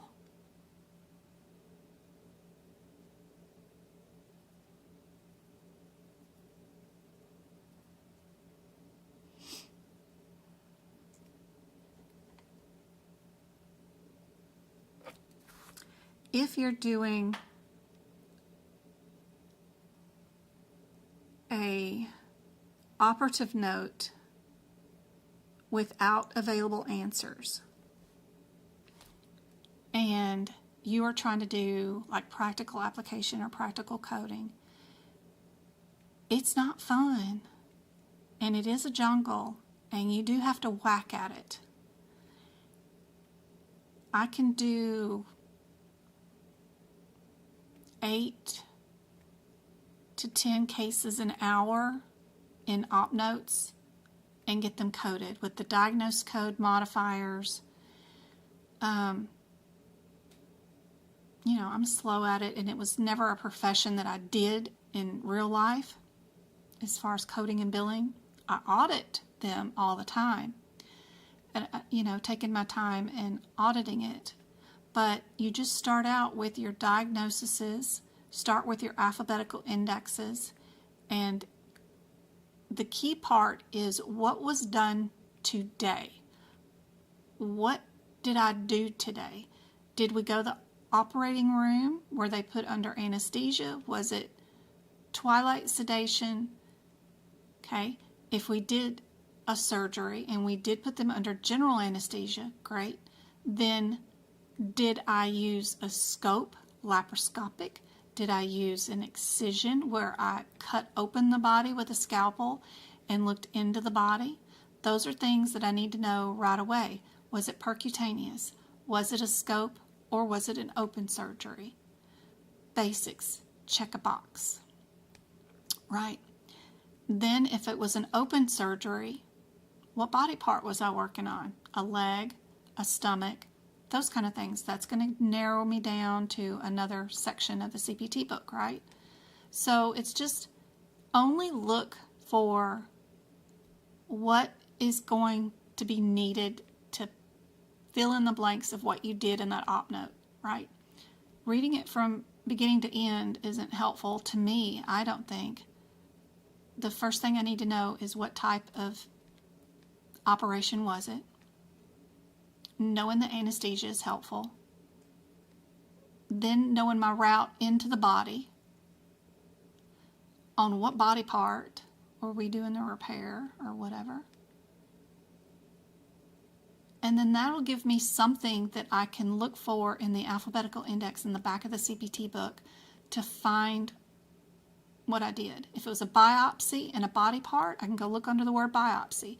If it was a removal of the gallbladder, then I can go look under the word removal, right? I just need to know my anesthesia, my route into the body, and what body part are we working on. Keep it simple. Keep it down to what you need to answer the question. What do you guys think is the answer for this one?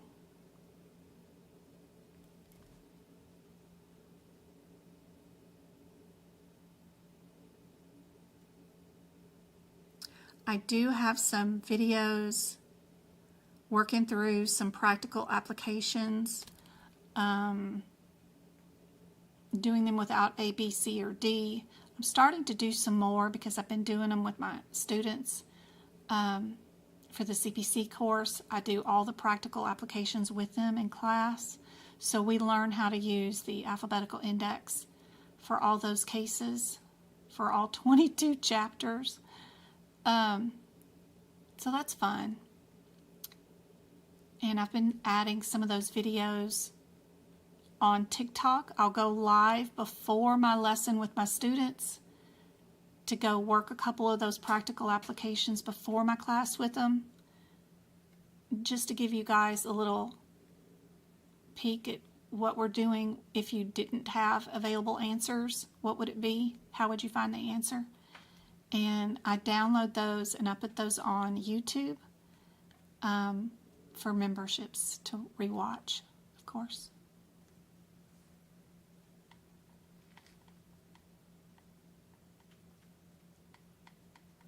Everybody got C? What about this one? We got 3 of them all with the same 4 CPT digits. So that's pretty cool. They might be all in a row. 582, the 90s. They love these hysterectomy codes. If you look back, your black header, which is unique in this section of CPT codes, it not only has blue headers, but it has a black header. These codes really need some dividers. They really need their own headers. Some of them are total hysterectomies. Some of them are supracervical. Some are radical. Some are pelvic. Some are, another word I probably can't say, but they really need headers. All these codes from 58150 to 58294, they will definitely be on your exam, and they're not really separated very clearly. Pay attention to your route to the cervix. How did they get into the body and remove the cervix? Did they go in like it was a pap smear in the regular position, if you'd say, or did they go through the abdomen? that will separate these codes into categories, which makes a huge difference in which answer you pick. And it's very confusing since they're all in one location here without any dividers. So first figure out the route into the body. What was our route? So if this was our route, then you won't pick anything with the word abdominal in it, right? That will help out a whole bunch.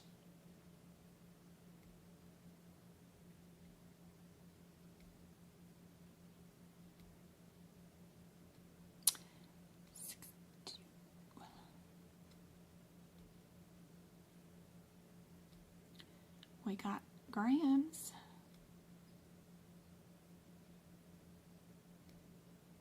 Don't forget that part.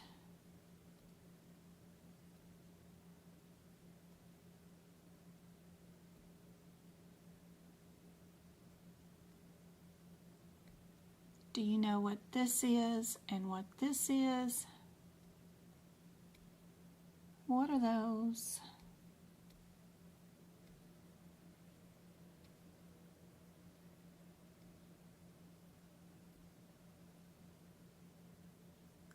What do you guys think is the answer? Everybody got D? So our 91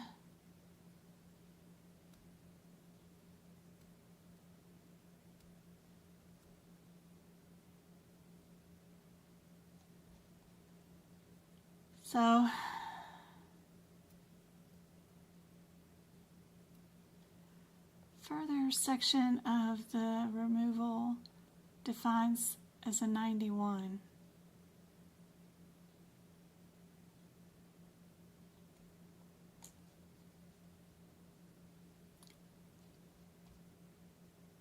Yep. Just matching up some words. In our CPT book, they call this is the word, right? That word is not in our CPT book, right? They don't have that word there, right? The SALPINGO.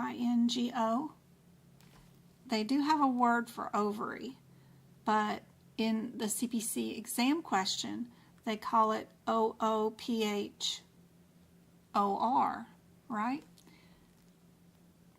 Going in there and putting in the SAL word and the OOPH word is helpful, you know. But route into the body is one of your super important key details, for sure. Get rid of that.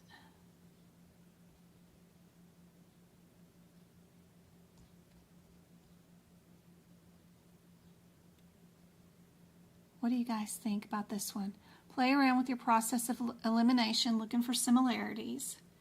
If you did that first, just playing, right? You'd get rid of A, and then here you'd get rid of B. The two that are similar are these two, and the only difference is the O and the 1. And it's probably one of those. And the cheaper of the two is D. Pick it and move on to the next question. It does have a 9 in it though.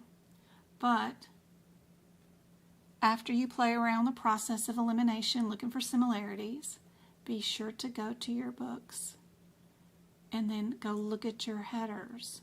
Make sure they're all under the same header. What are your differences? What vocabulary terms do they have in the exam question versus what's inside the CPT book? The 86 one is not under the green header of maternity care. So this would have nothing to do with OB. You would never, ever, ever see an OB code coded with anything that is before that green header, right? So if we're here at 8900 is our first code under that green header for maternity care, the 86 code is going to be back here before that green header, right? You know you can't have an OB and delivery code with anything on any of these pages back here, because none of this has anything to do with OB and delivery. So just knowing that information when you're looking at these codes, that this code is not under maternity care, and that this would be a coding irregularity, has you far advanced and above any other exam taker 100% on that certification exam. Just noticing that green header. The green header starts at the 91000 code. So these can have OB and delivery codes. So that's cool. Now we go look at our 21. 21 is under the header of excision. Our 51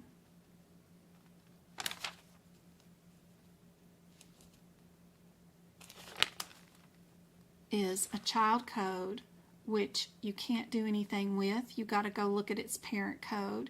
Its parent code is the 50,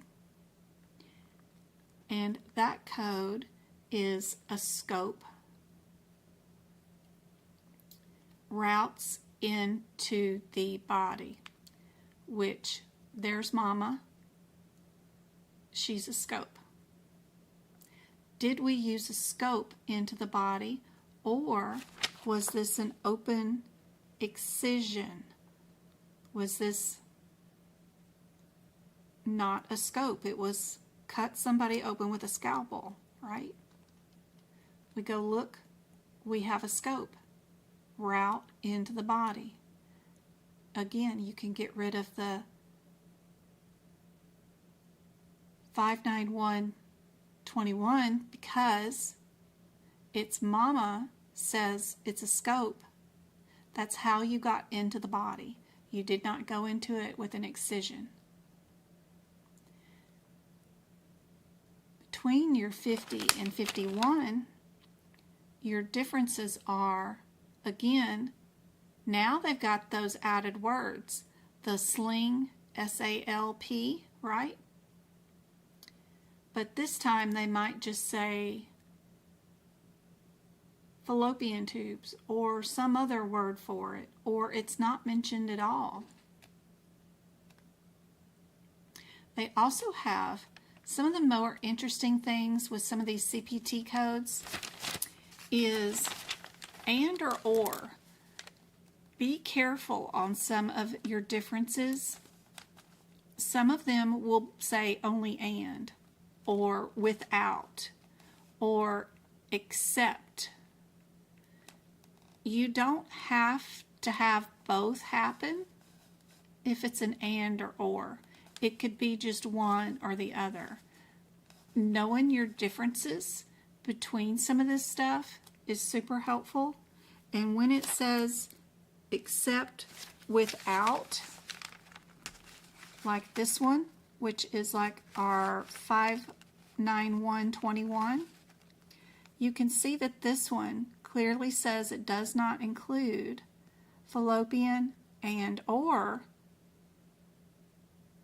the ovaries. And it says the word without, right? So putting one line through this so that you know it does not include it, and it is not an and or an or, one of the above, one or the other one. It is all without. It is not included in this procedure is a very important distinction. This one includes a with, partial resection with evacuation.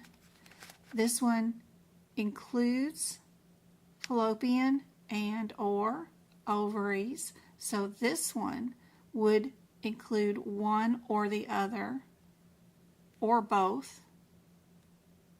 But this one does not. This one does.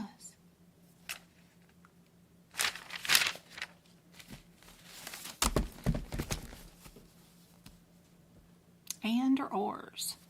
Look at this one. Without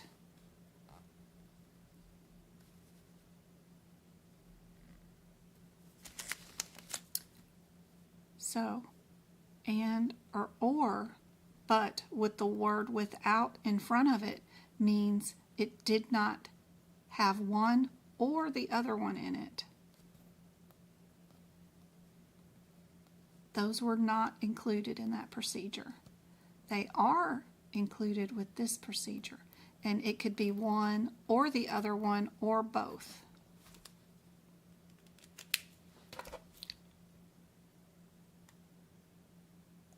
Okay, back. So we got into the body by a scope.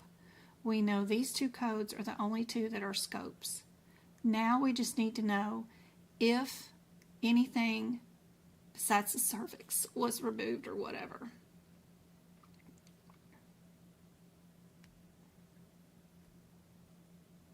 It implanted in an ovary, so they had to remove the ovary. 51 was removal of no ovaries. No, 50 was the removal of no ovaries or no fallopian tubes. And then 51 is the removal of an ovary or a fallopian tube or both. Yep. Yep. So we know D. C is our answer for sure on that one. Yep, no uterine contents because the baby had implanted in the ovary. Yeah, so it was all in the ovary. Yep.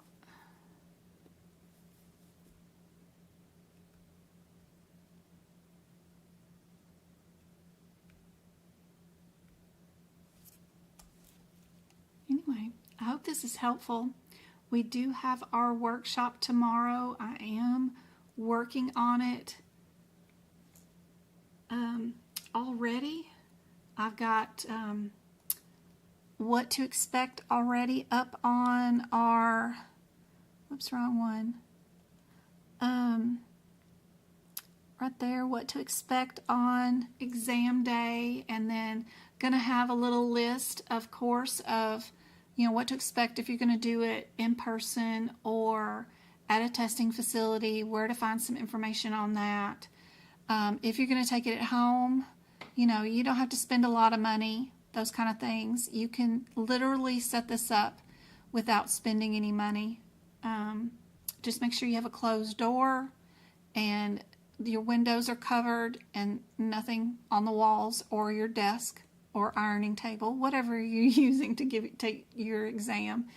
And then I'm going to have some tips about how to take the exam, what you're responsible for, how to practice, and then what to look for, and then we'll get started with some practice questions. So I am working on it as we speak, and I can't wait for you guys to come tomorrow, and we'll do this mock exam. It's 6 p.m. here in Arizona. We're going to do the mock exam at 2 p.m. tomorrow, Arizona time zone. And if you cannot attend the whole 3 hours, don't worry. The replay that you use, or the link that I email you tonight, is the same link for the replay for 90 days. So don't worry. If you don't want to do the workshop and you're not ready for that yet, don't worry about it. I'm going to do 2 more hours of free live lessons on Monday. I've already got the link up on YouTube, and of course I'll be live on TikTok. But I hope this was super helpful. I'm sorry if I didn't get to everybody's questions, but hopefully Miss Samantha can, let me go back to that chart in our CPT book she's been asking about real quick. And I'll show off that sucker real quick. Get all the way back here to our E&M as we're closing so that she can write that chart down if she's having trouble finding it. You guys can screenshot this real quick. Let me get it to where it's here. And you guys can screenshot it. Let me see if I can't make it bigger.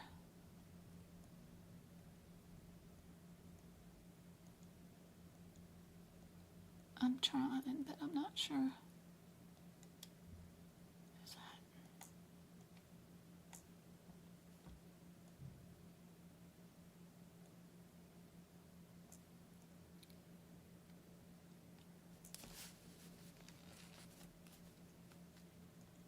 There we go. You guys can screenshot this in case it's not in your 2024 yearbook.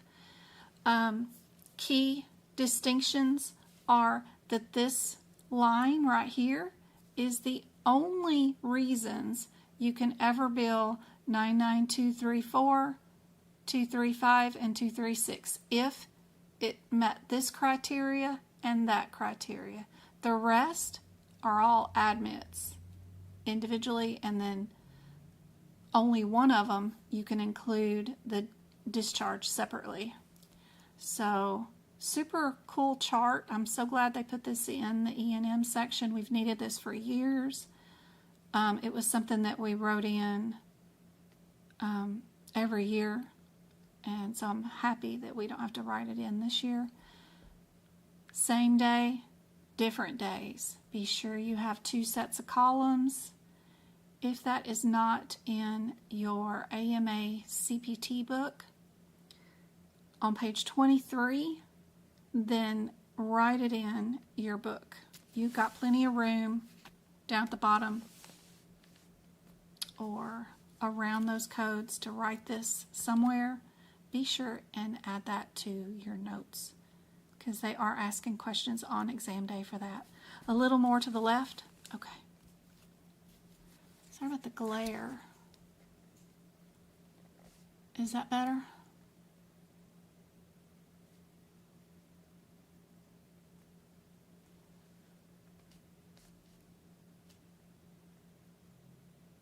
And TikTok, if you swipe from left to right on the screen, it'll get rid of all the words. You're welcome. On TikTok, and you can screenshot without all the words on it. Or maybe if it's an Apple product, I think you hold 2 fingers on the screen or something. I forget what it is. I barely can do Android. I've never had an Apple product. You're welcome, V. Hopefully this is super helpful for you guys. I hope to see you tomorrow during our workshop. And remember, if you are watching the workshop tomorrow on an Apple product, be sure you're using a Google browser. That way you can participate in chat and add in answers and ask questions if you need to. Google only plays or allows you to see chat if you're on one of their browsers. Just crazy. You're welcome. 2 p.m. Arizona time, and it is 6:10 p.m. here in Arizona. I'm not Mountain Standard Time. I am not Pacific Time Zone. I am my own time zone. I don't fall forward and I don't go backwards. Half the year, California is in a different time zone, and half the year, Mountain Time Zone is in a different time zone than me. It's crazy. I'm my own time zone.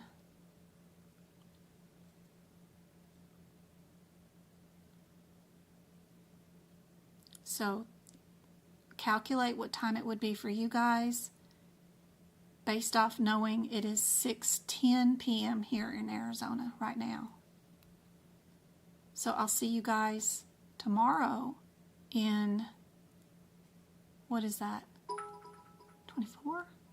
Thank you, Carla. Carla Mayfield, 7,933, donated $2 through Super Chat. You're awesome. Thank you so much for contributing to the content creation. That's awesome. Arizona does not participate. Well, part of Arizona. That is the crazy thing, Baby Ruth. Part of Arizona does not participate in daylight savings time. 15 miles away from me, it's still Arizona, but they jump forward and they fall backwards. It's my town in Arizona. So the tippy top part corner of the left corner of Arizona does not fall forward or go back. The middle or lower southern part of Arizona does. It's a nightmare trying to coordinate anything in this town with anybody anywhere else in the United States. It's a nightmare. I know. It's terrible. It is the awfulest thing in the world.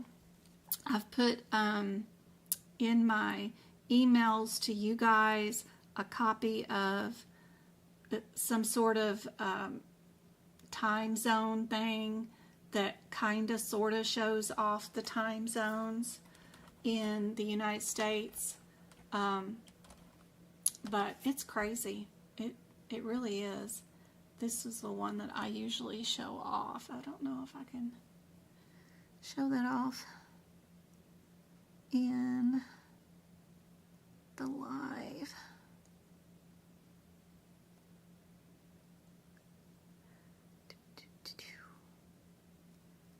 Yeah.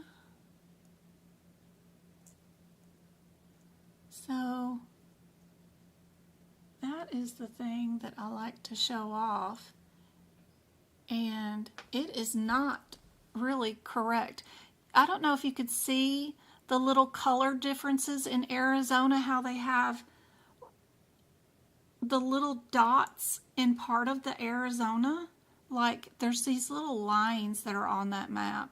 I don't know, but if that makes any sense. But if you really zoom in on that map, it's got Arizona as partial time zone colors. It doesn't show up very well on this replay, but anyway, it's crazy. Just my particular part of Arizona is insane, of course. Anyway, can't wait to see you guys in like 22 hours, if that is that right? No, 20 hours. 20 hours from now, so not long, and we'll do a mock exam and see if you guys are ready for your certification exam. Just bring your manuals, bring your friends, cousins, your other coding buddies, and I'll see you guys tomorrow. I hope this was helpful. Love you guys.